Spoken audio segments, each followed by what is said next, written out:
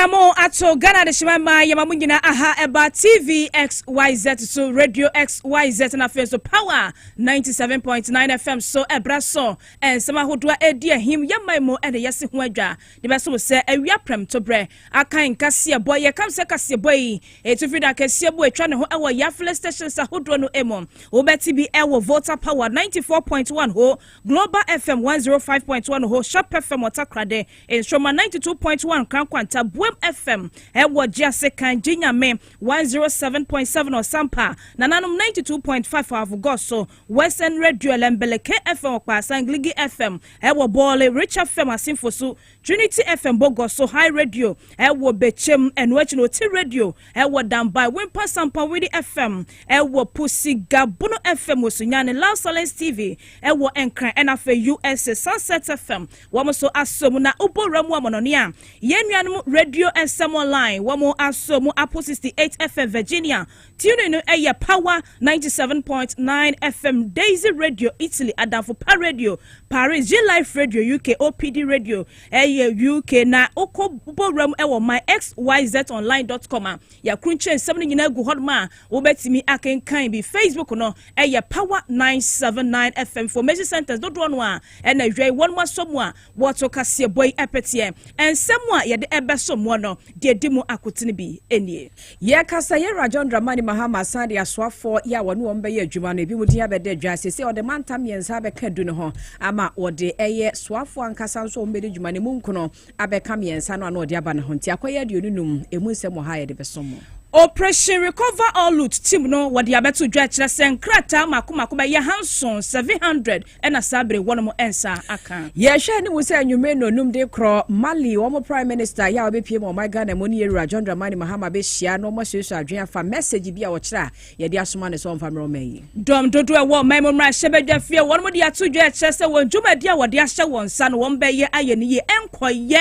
MPP fo de bi e course na no da etwa mu ye no mo no kai kwesa to mra shebedwane yera Ernest Adomako ababonte dia to dwa ya wo chese wo mbehwe ama ne ye wo mo manfo mabato mpeso aso ade hye won musun ya wo musun ni okon no wo megina mu na wo madidi ama wo na ahafo mantam no NDC amanyoko ma ye ho ade aseda ye mu odru akwama Ghana mampanyi sesese no wo bo pani se wo meda mantam no ano se MPP abaya ntumi anko anti akata hye kanka pro ya ma me anita di so ya wo no eya NDC amanyoko de hye enene wo se mampani Rajon Dramani Mahama so nhwe na wontu ho na mo Adwadifobia wo mo wasantemantam a ye fidwase won so won buafo paade sema hodo bia to dwa chesa sambre no wakwaya wode wonam so no wo mo ani enye ho na ne ebekọ asantemantam ni akwa akwhwe ya kase vetin ya wo mo ye atoto MMDCs wo mo pese ye bo wo mo dia no ebekọ akwa ese dia kosi na achiase ne importam nso ebi ekoso ho adeshima mansam no afoforo ka wem ho ena ye de besom se prem to braka Kasiebo na ye de aseda e manwuma kwesa se wi wo mo na so ya sne solar natural clinic one more bene ewa yarishe emom ye quality health care solar natural clinic for and sumunta krache neido wachese yade bia ha wode akoso abu say ye kidney and liver wa wo pa wono fa beda wo mo esa se wo fidi ahodo a wode be ye onipadua nim ehwhwehwemu na eneido wokọ a laboratory test ahodo no nyina wono eye bi ewo ho okọ no ayra kwan ana mu cheche bi emu bi aka eche no obetimi afra homan na wa jafi solar natural clinic for nchen eye 0553 932631 0553 932631 from one more ebeje wo so ex natural mineral water eye sukrojem ya dia fan fidema so ene wo ye wo topo adore dwumadie biara ya wo ye wo pensu papa ya emma wanim ehu ase a eno an ex natural mineral water wo borrow supermarket malls ahodrom Ghana ba bia wo benya bi ato na mo pendodom dia na wa 0596 273546 and after 0596273547 ex natural mineral water na simply natural nyuma kona foforo ka wem ho acho beti wanyina komadorma ene hwe wo ene tua brei eho eka ko Facebook never comment na eto eye Power 979 FM akenkanfo a moti yenka awie eye me da chema akosia oforiwa amanfo mene amapoma Checheku afa ye be share Kasiebo no asem Ghana fo nyina wa tweyem sie Rajon Dramani Mahama ya Ghana fo ato aba ede yi no se mampani wo beba na wode na so afa wonu ombe ye adwuma no wo mo list the 10 wode abeto dwa wo sha se wode nipa miensadi ne ba ye so afa wo be hwe o mai sika sem ne ntoto ye so de wo be hwe ya ho de ne ensem so na afa de wo be hwe ye mra ene atentene ne ho dwumadie so wono so wo mo din wode ba ye che no wode nipa du ya manta hodo mo wo betuatua no so edim ba ye ne ye wa tweyem se mantamu de nsia na aka ne beba na afesu na soafo no dodo no aka ode ombeka ho no ode oma be sanse wo sese ba ko no a na wanya hye bonso se nipa aduosia ene oni ombe ye adwuma no se wote de no adi kan de abeto dwa ne frimu a na omakoka se aduana be senso na se aduosia no aso na ye beba adi Kasiebo ya bremu a ne ete nkra se list ne foforo aba be de dwa ama se nipa makoma kodumienu din ene de apie dwa be kandada no ho na ye bekọ mampani atena ye esanse enim se ye yi obi afrifia amana komampani atena ye dia na wisdom heda dwom wona to ye nkra free ho ene wabekan ho ofia ha enti list ni kura no a wode ye famu na afa ye hunu wo mo a emprempre ya ne yabo wo modin sa asoafo ye nyame ya adom mo twem vetin mu a won be wa be hwe no matoto to ahwe hodo no ama amemu ayi Rajon Dramani Mahama ebuo no etumi akon kanti yenko wisdom hedejome eho nenso ye ne da ya onyansa na de ekura no free mampani atena ye no fe ho asem wo fa my wizi akwaba say na list ne sitie we obi ni eyemu no enya agihwim anase te say Obini yem no enya ajiwim na ne ni se ne odi kan no after the 10 ministerial appointments no eba no His Excellency sisi ano the 3 ena aba in terms of the regional ministers no inti aka 3 more regions ye kwan out of the 16 no now we have 13 out of 16 inti the new 3 now aba no we have the nipa ya designating no for the Western, North, Central and Western region inti Joseph Nelson ono eko Western region sanso ena eduamoa ekopin ochre ono beko Central region and then Wilbert Pretty Brentum ono eko Western North region inti we ba beka the original 10 na His Excellency nominate awaiting parliamentary vetting in terms of the ministries no there ono out of the 23 ministries now His Excellency John Mahama about Tujano. Originally we had 30 ministries and then Oskrabe 7 out and yenya a year 23 out of that 23 no or making initial appointment of 3 a year the honorable Kesalato Forcing to finance, John Abdullah Jinapor to energy and a year Dominic Ayeni to the Ministry of Attorney General and Justice. And no and then we have 9 more ministries a year His Excellency a nominati omo. Now offer a year Kwame Agboja governs now or no and a year the minority chief whip at the time of the 8th Parliament no or no. And he was a ranking member on the Roads and Highways Committee of Parliament. He's been nominated as the Minister Designate for Roads and Highways. I know Kwame Agboja. Eric Opoku, I know he was the ranking member on the Agri-Cocoa Affairs Committee, Agri-Cocoa and Food Affairs Committee of Parliament. And then he's been nominated as the Minister Designate for Agri-Cocoa and a MP for Esutifi North. Agnes Na Momo Latte, or no MP for Krowo. She's been nominated as the Minister Designate for Gender, Children and Social Protection. And also Sansuna Ablaji Fagomashi, she's been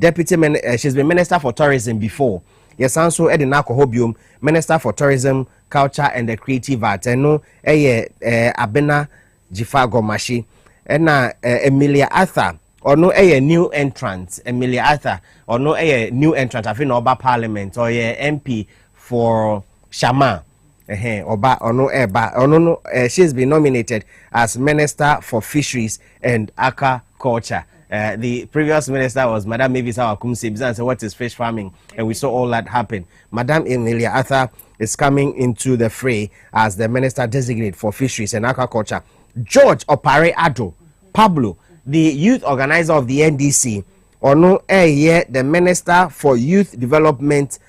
Empowerment. Youth Development Empowerment. Obekaya, His Excellency John Dramani Mahama, proud to the elections. No eka say omukwa ko separate the Ministry of Youth and Sports omo separate omo, and then they would have Ministry for Jobs, Labor, and employment. With his 24-hour economic policy, and then the issues about creating jobs for the youth, and George Opariado, looking at his wealth of experience, for him being the youngest DCE in Ekuapem North at the time before Obe contested here as a NDC youth organizer. And he comes to the table with a lot of experience in that regard. Bakwa Ebaya, one of the ministry's appointments, Ebaya, a lot of people are saying, okay, is the Honorable Haruna Idrisu. Haruna Idrisu has been nominated as Minister Designate for Education. Dodona Edwin say, looking at Haruna Idrisu, and common fan before, but the appointment His Excellency John Dramani Mahama are making, he has seen it all. He knows what they are capable of bringing to the table to ensure say the Jumedi Opeso Odin were to me achieve. So Haruna Idrisu is heading the Education Ministry. Mind you, the Education Ministry has become very critical because you see I'm not saying for over 3-4 years or more changing curriculum. There's no textbooks for the students. There's a conversation about feeding for students. His Excellency John Dramani Mahama evacuated some food stored up in some warehouse in Tema. We are told saying it was for farmers and all of that. That issue is there. There's also the issues about having a nationwide education conference. Here on assessing education from crèche to the university level. So that issue is on the table. Into Haruna Idrisu coming to the Education Ministry, there's a lot on his plate. The Honorable Ahmed Ibrahim, Deputy Whip, Emma,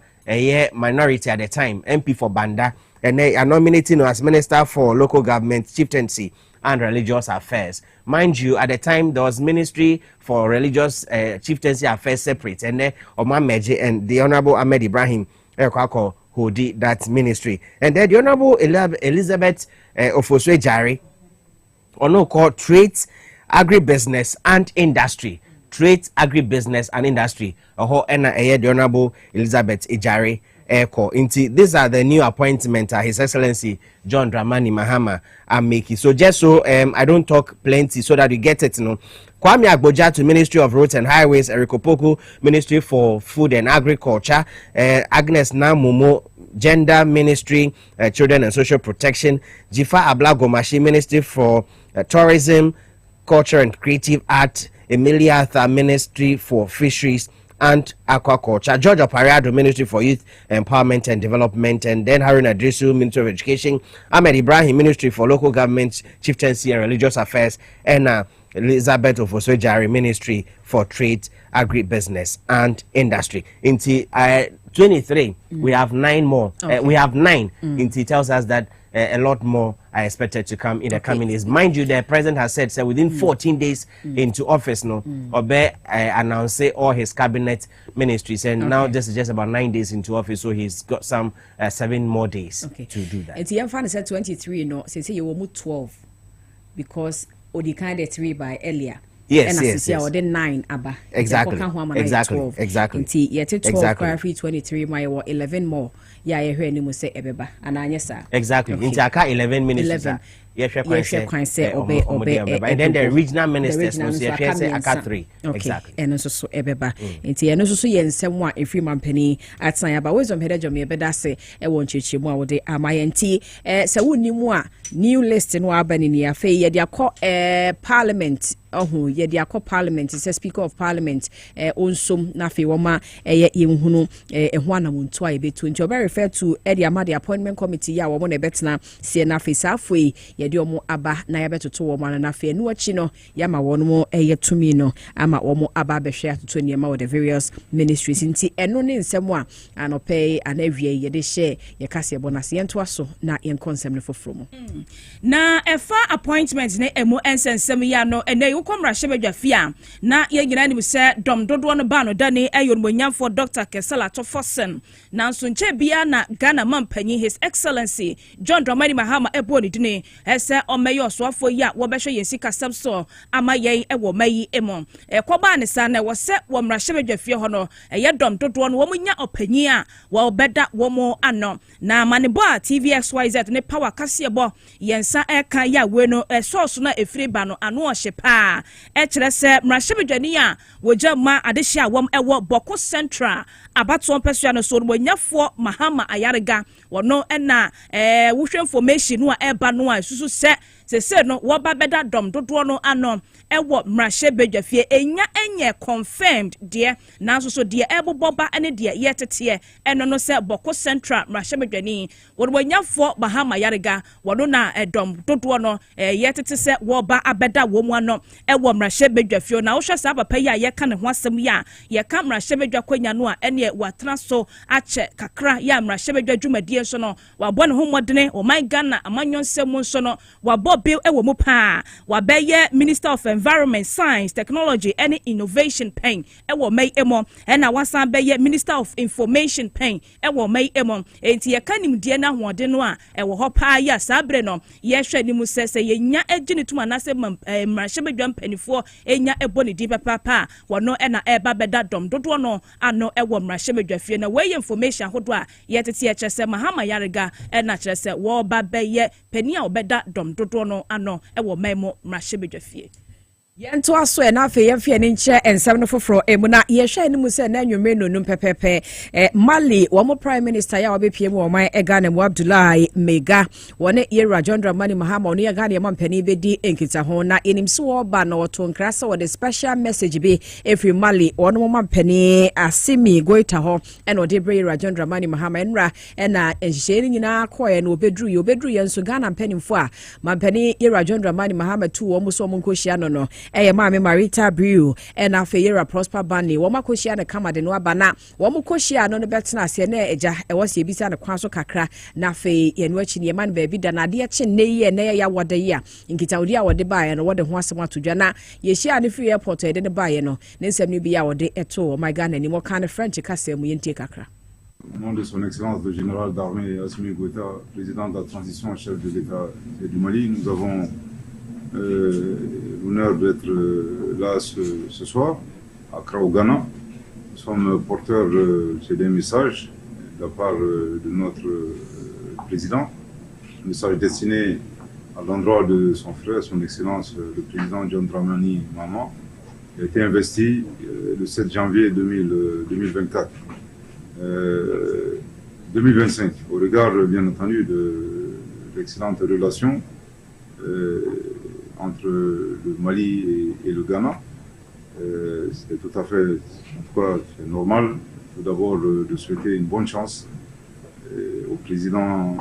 investi, nouvellement investi, démocratiquement élu du Ghana, le président John Dramani Mahama. Nous prions le bon Dieu qui l'accompagne dans cette riche et exaltante mission. Pour le moment, je préfère maintenir là, comme je l'ai dit, nous sommes porteurs d'un message qui est destiné d'abord et avant tout à son excellence le président de la République du Ghana. Merci pour ça. Eljawe Prime Minister ya ofi Mali abo my Ghana mu Abdullahi Mega ene yeti so kasa ne nyina no yenkita odie ye wose do my Ghana ne Mali ntemo ene niema hodo ya wo mogirisi Yera John Dramani Mahama ye be masa ayonkofa no emu ati anase emu adore enti na wabepie mu my Ghana mu na Mame Marita apia opon ya wono so brew apia opon ya wono so ne koshia no wono ye legal council we de mampani wono so kasa enti ni semni bi. It is indeed a pleasure and an honor to receive His Excellency Abdoulaye Maiga and his team from Mali this evening. His Excellency John Dramani Mahama asked me to receive him on his behalf. We have meetings tomorrow to discuss the mutual interest between the two countries. It is a sign of the good relationship that the two countries have had in the past and will continue to have. You are welcome, you and your team, and we wish you a very warm stay in Accra. Thank you very much. Abusia we ma me Marita Brew on your legal counsel where the Magani man penny John Dramani Mahama ne say wojina man penny na mu de sansem ya to dwa no numa na nwumre ne atenkra ese nkita odi ne be koso na fe de wo de bae no wo de ato yera John Dramani Mahama ne no so de wo no waka e de akire nti se de be koso e wo hobia no megide se nkwankodu ye no nsi abre Kasiebo mu no ye be ma etiefo ne ahwefo aswate. Operation recover all loot ye oratim no sabre wo mugusa wo ebo adwumadene e wo man emu nipa bia wo matoto man Ghana japade ase ne ehun information nyina no wo mugusu a kire se wo ebo aboa no na pani a woda tim yi ano eye North Tom Rahebedwani wo bonyafo sam okuje to blakwa na e wode atodwa ya wo kire se frebre yi amampanyin His Excellency John Dramani Mahama epaw Operation recover all loot yi ehun tomade ba ya wo mo hyase eye adwuma no Ghana for the one wo interest wo mu pa etimika say no petitions and krata makoma ko ba ya hanson 700 and a Ghana de share bi e de abre wo mu a wo mu gusu a wo ehwehwe mu a enche bia ehun report no wo mo de be kodan Ghana mampanyin report which will be presenting to His Excellency President John Dramani Mahama. We will capture all of what has gone on here, and remember that this visitation we are carrying out is also a validation exercise. We don't want to be an armchair committee where anything that is brought to our attention, we just put it in a report and then we present a report which may not be credible. So what we are also doing today is validating all the reports that have come in. Remember, we received petitions from the Vegetable Producers Association. Some of the MVTI folks also reached out to us, and so we are here to ascertain, to make sure that our report is accurate and is the reality. There is no, if you like, dramatization, there is no exaggeration, or there is no fabrication. We want our report to be very, very credible, so that when we present our report to the president knows that this is a credible report, it is thorough, it is comprehensive, it is unimpeachable, and so we can now move to the next stage of oral. North Tom Rahebedwani won monya for Sam okuje to blakwa pani a oda oratim no ano na yatene nka no na sa oratim ya abaya wo ebo dwuma e wo mai emu no kame se MPP amanyoko no wo to ayampia ebo wo mu sa ese wo dwumadie no kra no emfamra kwam na nyina ne naso no ne ade a na yenkonkotia abre ya Ghana mampani His Excellency John Dramani Mahama abre ya wo de tim yi baaye na wo dwumadie a wo de hye won sase wo mra medie e wo mai emu no sade o kan no with regards to oral Operation Recover All the Loot, I announced the preparatory committee, and I think people are misunderstanding it. We're receiving a lot of information on things that are going wrong, or things, corruption scandals and all that. Some send me texts on my phone, some call me, others pass through other people. We want a focal point where all that evidence is directed, and so that they can assemble that evidence. And once we come into office, oral is not going to be investigating people. It's going to gather the evidence and pass on that evidence to the government institutions that are supposed to do that kind of work. And so we just want that if people have any information that they think is useful in the fight against corruption, pass it on to this team. That's what the team is about. And they are all doing that service pro bono. They are not expecting any payment. There's no expenditure or budget associated with the task that they are carrying out. And so that's the explanation for it. Yeah. And so I don't think that people should think that it's a witch hunting committee. Way Ghana mampani His Excellency John Dramani Mahama ena yatene nkanti oratim no wo mu ama meye witch hunting nyese bia wo be ye hwehwemu na emom no wo mu be gada information ahodo data ahodo evidence ahodo a say yese ye de ye hwehwemu nipa bia de o man sika na o man agapade a ye betimi agina so e de abo wo mu kwadu wo madwuma anie enti wo hwe MPP fo eto ayampia an na ora team no famra kwaso na sefo no a ene utie mampani nsem a woka no a na kyerɛ sɛ ɔmo nsem a ɔmo ka nyina no eni nyina so entwa sumu ɛwɔ kwan bi aso na pani a wono ɛna sɛ wɔyɛ director of legal affairs de ma NDC amanyoko no ɛyɛ lawyer Eduji Tamaklo ene wɔde akasa de atodwa ya wono so wɔbɔ MPP amanyoko no so boɔ ɛsɛ wɔn nsem a wɔka nyina ɛfa ora team no ɛho no eni nyina so kra wono so nsem enie anytime I'm here, South Africa phone, almost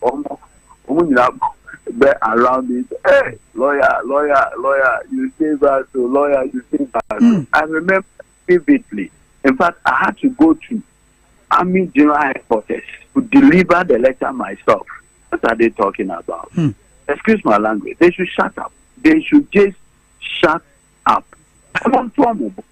Hold on, Saturday, July. No, we did it. One we say can't say no. Mr. You women no class of yes. Your crochet cinema, not your friend of comedies.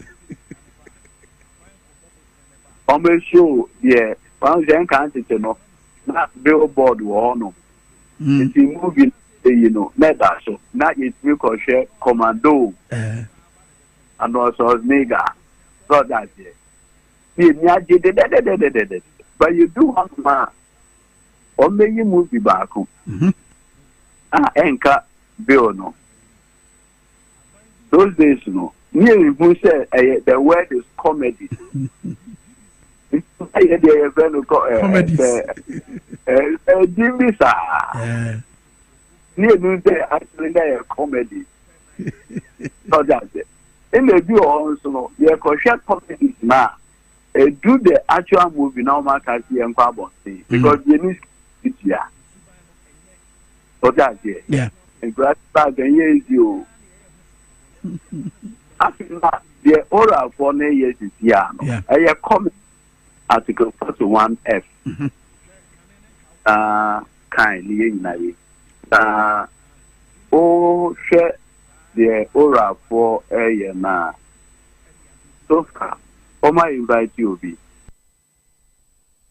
Lawyer Eduji Tamaklo ena de shimama yatene nkena no pa dwabo ase dwumadi ekoso Power FM so breya na kwame minka eti adwamu ena ode nsam yi etudwa yera Ernest Adomako yamrahye bedwani ya wo gine maso ade hye wo kai ko South abato mpeso aso ni nim se we ye ne breya di kan ya ode ro my Ghana mrahye bedwam ne se ntina no speaker ni omo hia ene otu obo fo se ba wo mo ba mrahye bedwafie no etwa se omo de ade ba akosi wo bo ni so se Ghana fo ye eto aba eyi wo mo de omba mrahye bedwam ni kwa se wo masafo ne nsesi fom anaso kra no wo nu wo ho se wo to aba ede ma wo ba mrahye bedwafie ho na no na no pay ansa no wura dwabo ase dwumadie so no ye twen no ni di nkomo na ebisa ne se na ni so ade huno ma ne mpeso asofo ne se de no waya krado na waya adwene eso oba ye de ama ade hye wo ne mpeso aso no che se policies ye wo ho a wo de beboa wo ne de doso papa enya asem ketwa ne emu ba ko etitiri pa ne enwuma so obehwe bi enwuma kwan de ato de ama mabunu ene ade hye nyina ye wo ne mpeso aso ama wo manya bia no nkoda nche no obehwe ama speaker nsem ne ade sa wo de to wo manim se wo mo nwene wo mo mpeso aso fo ho no wo de eto na ma wo ne nsem ne bia no pay wo de tudwa eni. Everything that I promised my constituents when I was campaigning, I'll make sure that I'm going to honor all those promises. You know, there are no jobs for the youth, and then we have bad roads and other things, and then looking at some of the infrastructures within the constituency are not in good shape. So I promised them that, especially Azumanese Sports Complex is one of them. I said, and Adomako will make sure that whoever it is their responsibility to renovate that particular facility, we make sure that they renovate it. And then also in terms of employment, there are a lot of industries within Okankwe South. I have started talking to some of the leaders, and which I've managed to secure about 100 jobs for some people within the constituency, and it's still ongoing. I'm still talking to them to make sure that they employ those who do not have jobs. Basically that. And then also our father, the president-elect, also promised a lot of jobs for the youth. So anytime the program starts rolling, as their MP and as their representative, I'll go and make sure that they also get their share within the constituency. Abusia wei Ernest Adomako no yemrahye bedwani osumade hye wo okai kwei South abato empeswaso. Yenko maimu mrahye bedwafie na enkane mrahye bedwani ya no ojamade hye ya wom ewo Southton abato pesua no eso eyo no nyamfo wisdom kobi wayomi na wade nsama hodo atodwa ya wo chesem NDC amanyoko dom dodo a wo mrahye bedwam no wo dwumade a wode be hye so no nyina no wo behese bibia bekoso kama enkonkwa ye rubber stamp adwuma se bia bill bia ba ye traso na ye tutu ne sra ne abasa ewo mrahye bedwafie o esanse wo ye dom dodo nti no won kwasida enya hwe ye ne no kyerese wo magye atom wose dabi sene MPP abraya na wo ye dom dodo wo di wo dwuma ya bill bi beto okura no wo nya adwenkyere mfiri babia na wo do wo pe agye atom no NDC amanyoko dom dodo no enya saa na wo de be ye adwuma wo de wo be fa hyehye ye so ahwemu adomu asuko ayentoto esanse wo dwene o man Ghana ho saa pepepe na wo ebeti o manamo so have the tendency to abuse it. We saw how they did. That is the MPP, and that was why they were booted out. So it behoves on us that even though the loophole exists, that we are still practicing the hybrid system where a minister is in the executive at the same time as a member of parliament. And therefore, you might not want to scrutinize and overly scrutinize your government. Even though the weakness exists, NDC will not take advantage of that weakness and then try to do anything anyhow. We will do something and right above board to make sure that the right thing is done. That is why I am so confident in the current members of parliament on our side that are there. Even though I'm not there, I'm okay, but they can do it. They will deliver, and I can assure you, the work of parliament, the 9th parliament and government in itself will win us 2029. Enkane Southton Rashebe Dwani Orobonyafo wisdom kobe wayomi ena yate nensami. Yento aso na yen konsem from kane madom frefo de ma NDC amanyoko no eye ma me Anita di soso no de ato Yera John Dramani Mahama ne aban ya ba dwaso mprenpren anim so mo hwese abandadani mu ade hye ya won ma bo man from say tam Ghanaian kapre simpoa ene yenteku akodi wo mo ho wo mo nso so ma corruption agi nhini agi akunya atena so wo ma Ghana mu no yebejeja wo mo sa wo se yenchi safo ne yemfo mo nyina mramie mo wo mo kwadu na Ghana mran hyehyɛ mu na nwum dede se fata safo no yemo emfama wo no ensa wo se kobasa aban yi be ye kokoasa se o na ebeja safo no mo fo mo dia wonu bedi domanim amoma demonstration chenche pa de ti aban esansa aban na hye boss wo ba bedi o man no so no wadi ni ye na se be de ne ma be ko ye na afen so wa hye boss corruption obetu ase no won hye ho na muntu asese o se ye tu corruption ase a na wo se wo mo abandada no wo mo kɔ no a wo ma mo me ya bofo no ye di fiti wo mo so na ba bi emranda ne ye de to said ye no achi no ye beti die si abanim na abanim so de enso maye e de afa ho na maami Anita de so no ne power Kasiebo e na atwe nkomo ya what is asem we etudwa kosa ani anka me nko demonstration me frame ma demonstration bi e be no okran ka mo betu ade na nya oba akwala boni ayentwe na so na wa anya no na se yenso enkrofo koye bia akina bi na nkofa soldier fo ma take over enti e bo se emra eni edi mama no NDC fo ni bi sa mebei kasie ya wokoka se ohia sika bi se ni se ya nyi na di Victoria Hama ya nyi na di si ya nyi na di nti edi enti na si an check nkrofo na si nkrofo ko bia obetumi a check o afi obetu ani no na nkrofo abewiem na revolution asi na nsem foforo asi wo ba na odo no oye bone a check no nti ne e kan say wo mo nsori MPP e do mo kokko to kra na judges ni ja wo mo a ye besa ye demonstration tia judges no omo tie ni yi meje demonstration nkrofo tia wo mo because ye ni ba bia awiase nyina ye wo mfimfi ye wo bibia na nso ye ni no kra ma ye nti media ye me descend this aba ba mesre se wo se ye bold enye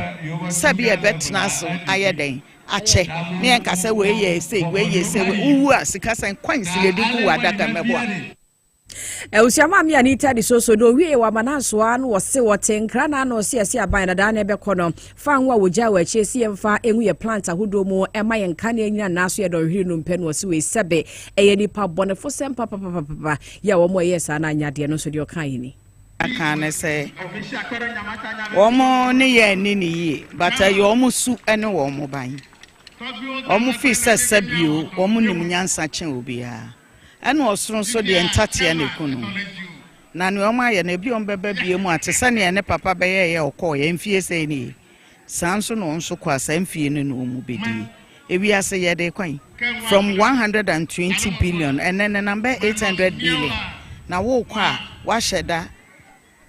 light off say mo sheda mo de be hyen ye ba da ben ya wo de be hyen enti nyankopon na atwe MPP fo aso because some come one MPP mukra this time e bit to my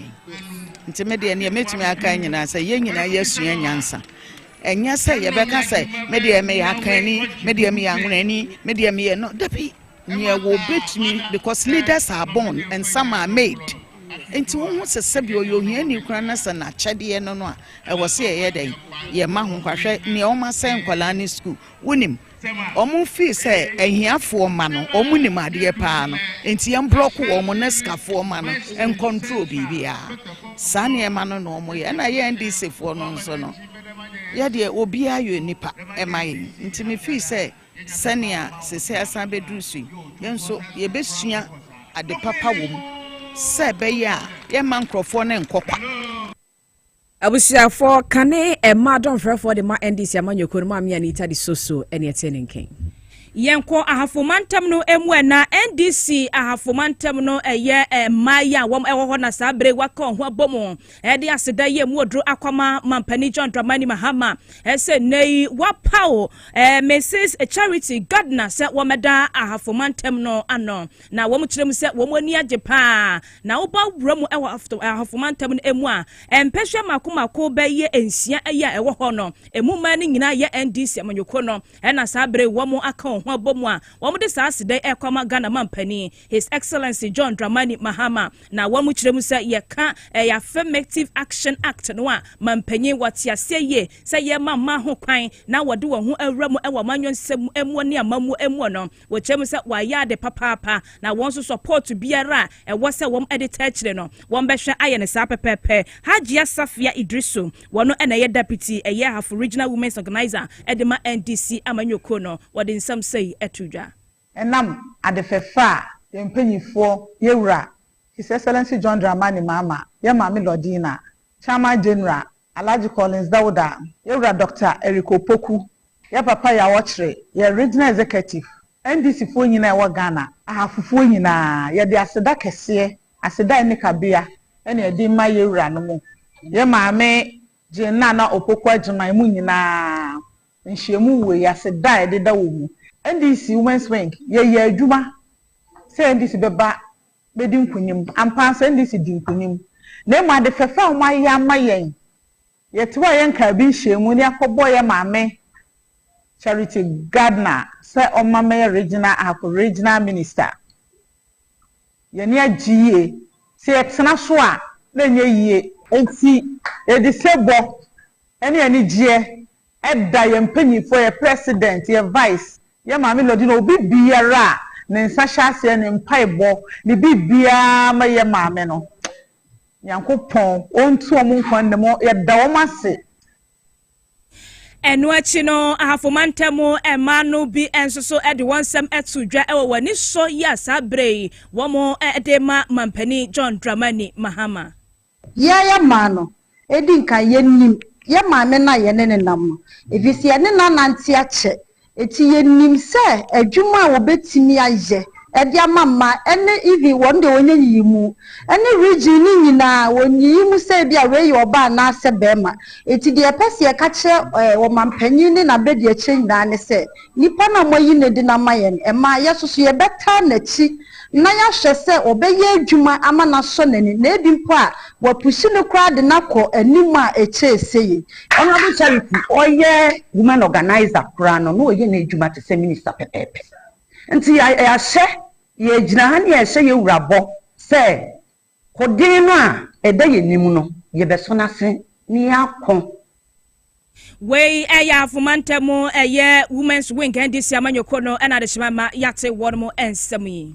yento ansem no so ne nka wo se area prem to brand aguso e Kasiebo na aguso o tie high power 97.9 we share live on TV XYZ Sounds na radio XYZ 93.1 Kasiebo e na mo Facebook wo die chi wadwe nche no ebi di bia ba won so fa bi be ka ho bi no se ye too much ai monti ne ba ne ye somosompa e wo sa kwan so nti won so fa de be ka ho na fe ye nye brem bo no nyina so emfa emamom ye be ko asante mantam no emuna ye kase yenim se yera wo bobodi no enche betia simensi akrache mpanifo no nsumo na afi wo mo so yahwe ba bia ye koto abawia ye benya nipa no ne ye de wo no akona ye kase de ebinom akofa nkrata a kire so mo opene wo ho so mo so ye beyi wo mo semensi ni kropo akrache mpanifo kwa asante mantam a ene nkra ne se vetin koso wo ho na yaba ne bofo a wo no to ye nkra asante ba mu ye na na pia ye kɔ ne ho na wama watwamfoni na me ahwe se vetin we koso asante mantam no sei ankasa enesi etiena na woti enka ya da se awie na ekose wokumase bi kuma se obi temu asante mantam ha ya na se ene NDC asue ye wo asante mantam na NDC amanyoko no said the president papa umpanyimfo ene mrasebejafo ne nanam sifo a woman tam ne yini nyina no ono omu nyina na ebeye adwuma no said the na sata na esi amena wo kasai ne na santomantam NDC amanyoko no eye omu president diama omu epitafo a ewo santomantam ha na omu na mo ayama omo no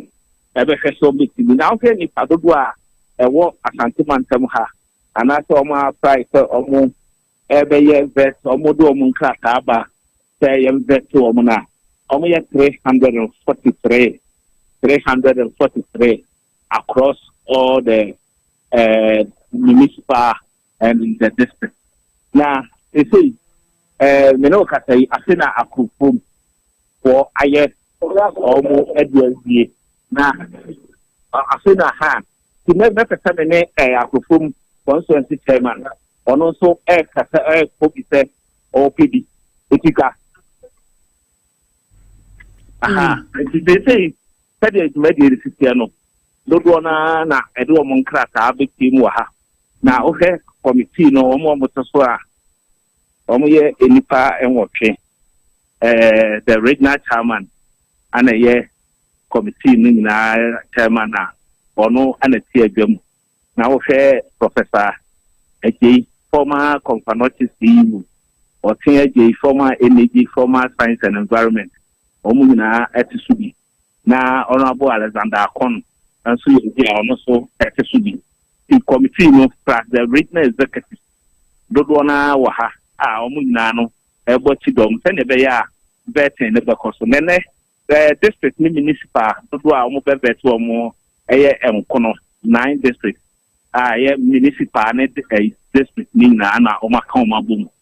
omo vet omo the means every maybe sa asigase jabin municipal obaba akwa wodem o pebi ono na say parliamentary candidate ema jabin about 2 years to 2024 maybe San and Samba in Madam Wakaba TV XYZ. Major Muslimini Abema. Okay. And then over for betting. So far, I'm saying no about Oda and money. I say no. Oh, Medawa say any question I will be Sammy. Me Momodi, me honey say, Ninjina, Vegina, Party, and I'm say, I also be our Baba pre MC. I also who men singing enipa dodo a omo wo ho school dodo a ewo ehonom ene afi enyumaku a ewo omansinim na afi wo omansinim so enema a eye challenges ewo omansinim ene enema ahodo a wan kasa nipadua no obetumi aye ede aboa ekro na okwa akopɛ MC wo so no na afi wate government na oteso no so no wate ne policy ase ebetumi aboa ama ole omansi mu for atena yi enunti ana ama me wa hansi no gidi yi say eba policies a and a government I in CCA no was so I make I say if you tell me they are born to a woman him and a chronim say Muna ya wo me Muna me intimini me man for so how intimo GD say a yenya me pa me any bedi MC no everyman. Koma okay said on also at the African no opinion back on so ha maybe no come back me opinion more baba TVXYZ. Good afternoon. Good afternoon to your listeners. So today you are coming for the test. Now, okay, the process missing of now, okay, study maybe no woman over how much I'm on my band. You could see how democratic NDC and I see the calmness. It's a well disciplined, well organized. And you imagine the very NDC in community. So far, Nanka, first and because NDC call Amanyukuna, BBC, good thing, even a buffon by the then I say, hi, come then I'm now, who share the leadership style now? Nobody tells you. Share your flag bearer, our better president, His Excellency President John Dramani Mahama. Who share the demeanor and the posture? This is what we have to all emulate. And one of you and a Ghana Ponzo so pay. Anything on what about my lady on Brassier and the baby.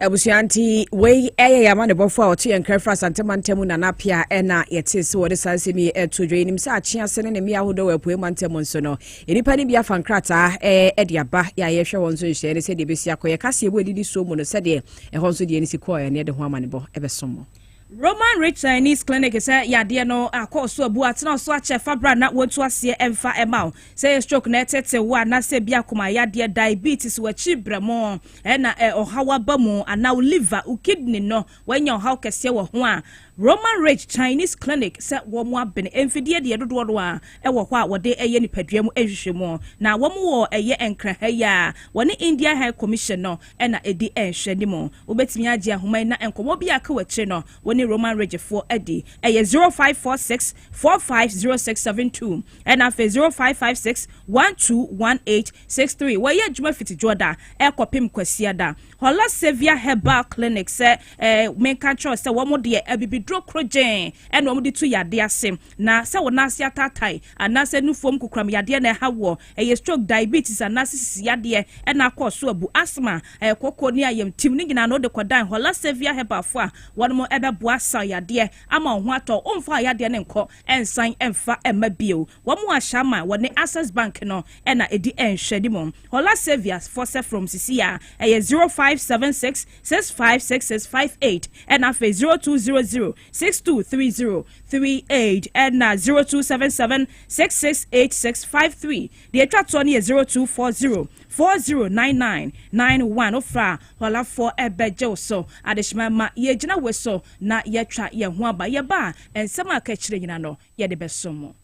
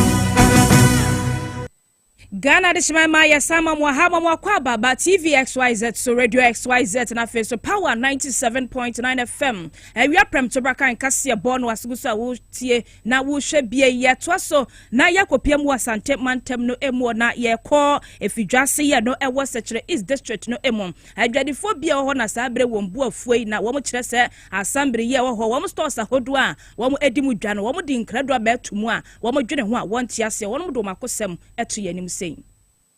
Sambre ka so beba ya batina afiri no so abesi sabre omuma yesika ba bia da bia ne yesika sam ya da no ma bia ma ye ne so wa ma bia ma ya me the force ni bia me dai afiri se sika ho me nkrata ni ma bia me da sesi a emra bia o me ne ka wana ne ba yam na ne ba me da na me tim nya sa fe na me pa dai na me tim da me da ni me enu sisi wo me ne ka ma tua me sika enu ti no adi de si da wase wawie mo fada no na mo chemaye disi ane na pamfo se mo ntimi ma meti ha me twam meda ha ntimi bio ya ba kan se ho se be bie da no se yesika wo ho no fa betu maye ya cheski to bank pa kwasi mi oreje na me duka mo yi mefi mu krampo ade se mo ko iskan fe tua pe kan ye dan men tiasis ka ba no so ta ma betina se be si sabre me ko twema ko twema na yura wo bi asia kasi fona ma disi so ama ne tiasis sa ti dai ko bi dan no force ko bi dan Wei eye dwadifo ya wo mo ewo afidwase asantemantem ena de shima ya tene kana sa store dan no wo mo eka ho asem no contractor wo mo de sa contract no ehye ne nsem eye Andrews champon wono so akire die nti asabre store dan no wo mo atum yeni assembly ni nyina di nkomo enra ema yeni media for mo so mo kasa ema ye nse ne enya mpa bibi amo no mabedru ha be 2 hours ni me ba e ma ne so wo ha ye fra assembly for na director se nya ade o betimi aba because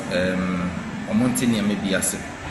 na assembly to fa bonyi na ne se e ma nsi ko mo agege no e bru ni pa do sika no mo de bre me no iti mimi hu ni se e bi o musuro se o ma agege bia nipa be 40 plus esika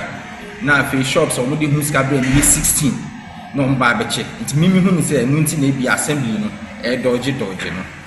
isi o mo se mo kenye na ne se o mo me won sem kan yi enye no pre e form 60 shops na mawie na me se o mo mra ye di kan ya location ne dada ska no mi feli ye no man fe ska ni na ama me no mo di bi ma me ya kan ni de e wo mo ho nti o mo ne betimi a kire ba bi o mo sika no eni die nti ya besi ne it's more than a year sika no e ba die di kan ba no so mo ne betimi a hwe di nti esika no e ma ye da so e wo mo Andrews champon ena yatene nke wo na ye contractor wo de sa contract no ehye ne sem wa chechim de nti a store dan no sabre wo mo atum hola sevia hebo clinic se men kan tro se wo na se atata na se bia nufom kram yade ena eha wo diabetes kidney yade asthma koko ene e kire yade wo de bedan hola sevia fo a wo mo ebeboa atu ase ama shama wo ne access bank no ena edi enhwe ni mo ani ya wo be frɛ human na wajimu hhmo 0576 5658 and afi 0200 623038 ofra hola sevia 4 ebejo so Adesma mana yejina we so na ewie yensem we de beso mo ye nyina esi wa haka ho yemfa seda ema yaboafo enyina kofiasare abrante ama ella enafe obroniba aka ya edubia eni mpiesie makra kofida akonwezom heda dwema mo nyina boy chidom ye ko MCR ene director ra for ho Peter wo ho nana ene na pamfo nso so e wo ho sound no mo ne ekika niema edigu mede mayen sa nso so na Alex ne wo mo aka nyina nso e wo MCR camera Willy wa ha na fe